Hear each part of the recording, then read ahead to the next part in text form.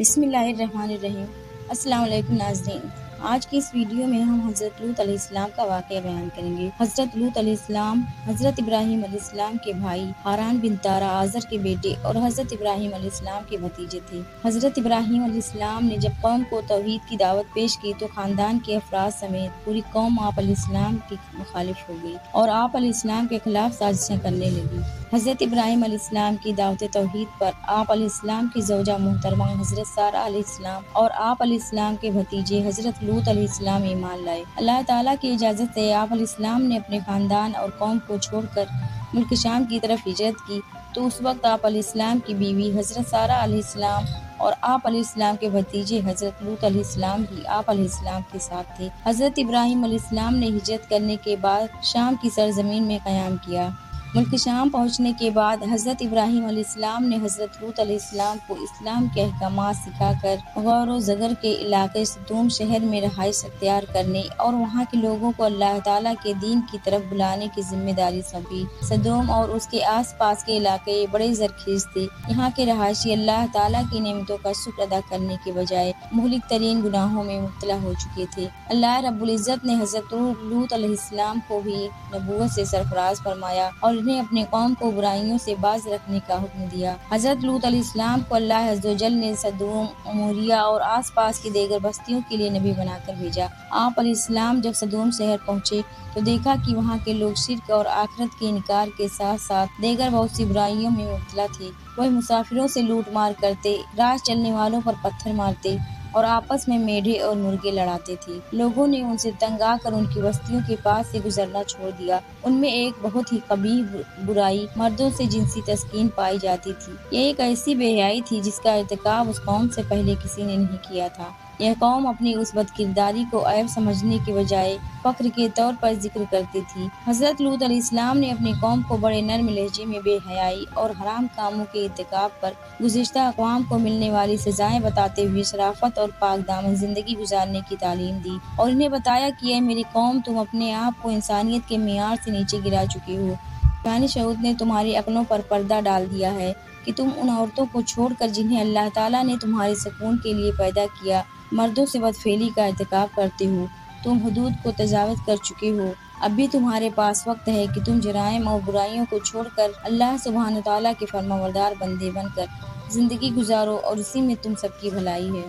اللہ تعالیٰ نے سورہ اعراف آیت نمبر 80 تا 81 میں فرمایا کہ ہم نے لوط علیہ السلام کو پیغمبر بنا کر بھیجا تو انہوں نے اپنی قوم سے کہا کہ تم ایسی بے حیائی کا کام کرتے ہو جو تم سے پہلے دنیا میں کسی بھی نے نہیں کیا۔ تم جنسی خواہش پوری کرنے کے لیے عورتوں کو چھوڑ کر مردوں کے پاس جاتے ہو، بلکہ تم تو بالکل ہی انسانیت کی حد سے گزر جانے والے ہو۔ سورہ عنکبوت میں اللہ تعالیٰ نے فرمایا کہ حضرت لوط علیہ السلام نے جب اپنی قوم سے فرمایا تم بے حیائی کا ارتکاب کر رہے ہو جو تم سے پہلے دنیا بھر میں کسی نے نہیں کیا، کیا تم جنسی تسکین کے لیے مردوں کے پاس جاتے ہو، مسافروں کو لوٹتے اور اپنی مجالس میں بے حیائی کے کام کرتے ہو۔ حدیث رسول اکرم صلی اللہ علیہ وسلم ہے کہ قیامت کے دن اللہ تعالیٰ اس آدمی کی طرف ہرگز نظر رحمت سے نہیں دیکھیں گے جو کسی مرد یا عورت سے بدفعلی کا ارتکاب کرے۔ تم جس شخص کو بھی قوم لوط والا عمل بدفعلی کرتے ہوئے دیکھو تو فاعل اور مفعول دونوں کو قتل کر دو۔ حضرت لوط علیہ السلام نے اپنی قوم کو خوب واعظ و نصیحت کی اور انہیں اللہ تعالیٰ کی نافرمانی کرنے پر عذاب الہی کا خوف دلایا، لیکن انہوں نے واعظ و نصیحت کو قبول کرنے کی بجائے حضرت لوط علیہ السلام کو جھٹلا دیا اور کہا کہ آپ پاک دامن رہنا چاہتے ہیں تو ہمارے علاقے سے نکل جائیں۔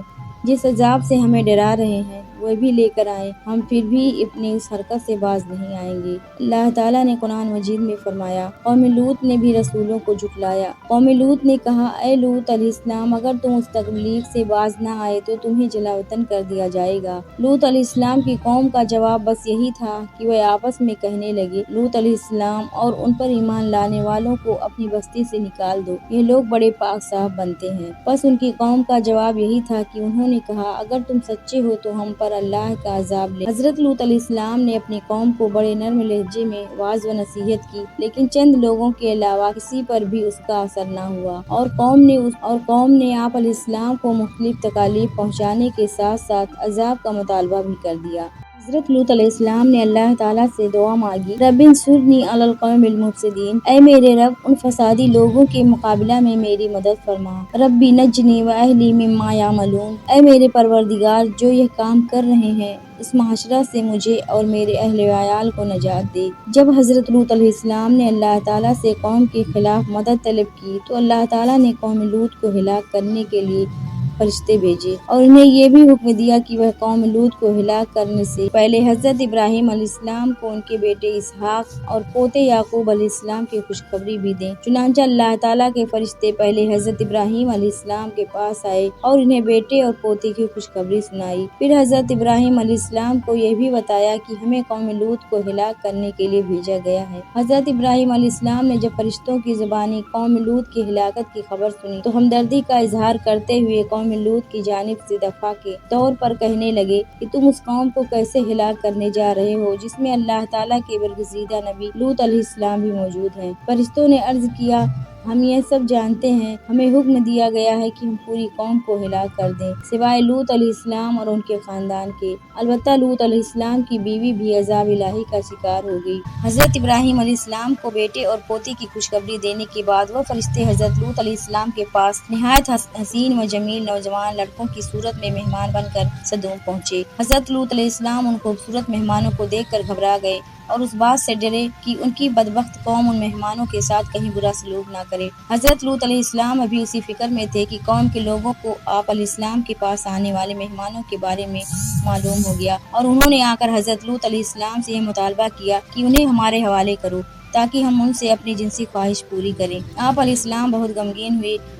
حضرت لوط علیہ السلام کی پریشانی کو دیکھ کر فرشتوں نے کہا، آپ ہماری ظاہری صورتوں کو دیکھ کر گھبرائیں نہیں، ہم انسان نہیں بلکہ اللہ سبحانہ و تعالیٰ کے بھیجے ہوئے فرشتے ہیں جو آپ علیہ السلام کی دعا کے نتیجے میں آپ علیہ السلام کی قوم کو ہلاک کرنے کے لیے آئے ہیں۔ تب آپ علیہ السلام کو اطمینان ہو گیا۔ اللہ تعالیٰ نے قرآن مجید میں فرمایا، پھر جب ہمارے قاصد فرشتے نہایت خوبصورت کم عمر نوجوان لڑکوں کی شکل میں لوط علیہ السلام کے پاس پہنچے تو وہ لوط علیہ السلام اور ان کی وجہ سے غمگین ہو گئے اور دل ہی دل میں گھٹن محسوس کرنے لگے کہ ان خوبصورت نوجوانوں کو میں اپنی قوم کی بدفعلی سے کیسے بچاؤں گا۔ قاصدوں نے کہا، آپ خوف نہ کھائیے اور نہ ہی غم زدہ ہوں، ہم آپ کو اور آپ کے گھر والوں کو بچا لیں گے سوائے آپ کی بیوی کے، وہ پیچھے رہ جانے والوں میں سے ہوگی۔ ہم اس بستی والوں پر ان کی نافرمانیوں کی وجہ سے آسمان سے عذاب نازل کرنے والے ہیں اور بلا شبہ ہم نے اس بستی کو ان لوگوں کے لیے عبرت کی نشانی بنا دیا ہے جو عقل رکھتے ہیں۔ جب ہمارے بھیجے ہوئے فرشتے لوط علیہ السلام کے پاس پہنچے تو وہ ان کی وجہ سے بہت غمگین ہوئے اور دل ہی دل میں کڑھنے لگے اور کہنے لگے کہ آج کا دن بڑی مصیبت کا دن ہے۔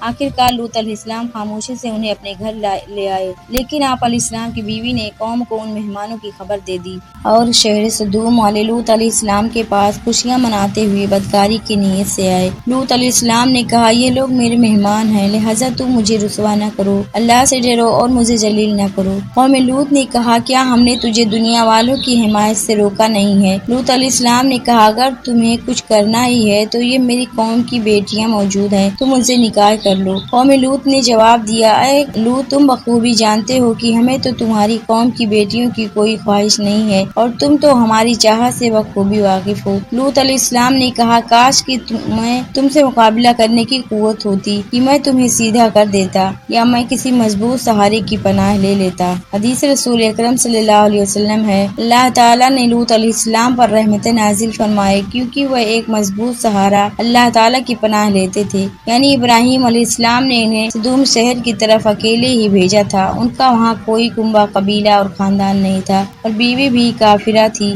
عذاب الہی کی آمد سے پہلے ہی حضرت لوط علیہ السلام اپنے خاندان اور مومنین کو لے کر رات میں صدوم سے ہجرت کر گئے۔ آپ علیہ السلام کی بیوی نے آپ علیہ السلام کے ساتھ چلنے سے انکار کر دیا۔ آخرکار جب رات کا آخری حصہ آیا، اللہ تعالیٰ نے آپ علیہ السلام سے کیے ہوئے وعدہ کے مطابق ایک زوردار چیخ بھیجی جس نے قوم لوط کے دل ہلا کر رکھ دیے۔ فرشتوں نے انہیں زمین سے اٹھا کر آسمان کی طرف بلند کیا اور پلٹا کر دوبارہ زمین کی طرف پھینک دیا، پھر ان پر نشان زدہ مخصوص پتھروں کی بارش برسائی جس سے وہ تباہ و برباد ہو گئی۔ اس واقعہ کو اللہ رب العزت نے بعد میں آنے والوں کے لیے عبرت بنا دیا۔ اللہ تعالیٰ نے قرآن مجید میں فرمایا، جب رات کا کچھ حصہ باقی رہ جائے تو آپ اپنے خاندان ایمان والوں کو لے کر گھر سے نکل جائیے اور آپ اپنے خاندان کے پیچھے چلیے اور تم سب لوگوں میں سے کوئی بھی پیچھے مڑ کر نہ دیکھے، اور جہاں جانے کا تمہیں حکم دیا جا رہا ہے وہاں چلے جائیے۔ ہم نے اسے لوط علیہ السلام کو اپنا یہ فیصلہ سنا دیا کہ صبح ہوتے ہی ان مجرموں کی جڑ کاٹ دی جائے گی۔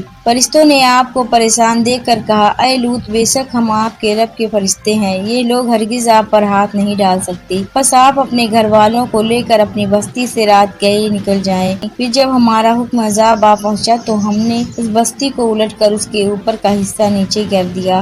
آخر کار ہم نے انہیں اور ان کے تمام اہل و عیال کو نجات عطا فرمائی، سوائے اس بڑھیا لوط علیہ السلام کی بیوی کے جو پیچھے رہنے والوں میں سے تھی۔ پھر باقی تمام لوگوں کو ہم نے ہلاک کر دیا اور ہم نے ان پر پتھروں کی بارش برسائی، بس بڑی ہی بری بارش تھی جو ان ڈرائے گئے لوگوں پر برسی۔ بے شک اس میں بھی عبرت ہے، لیکن ان میں سے اکثر لوگ ایمان والے نہیں تھے۔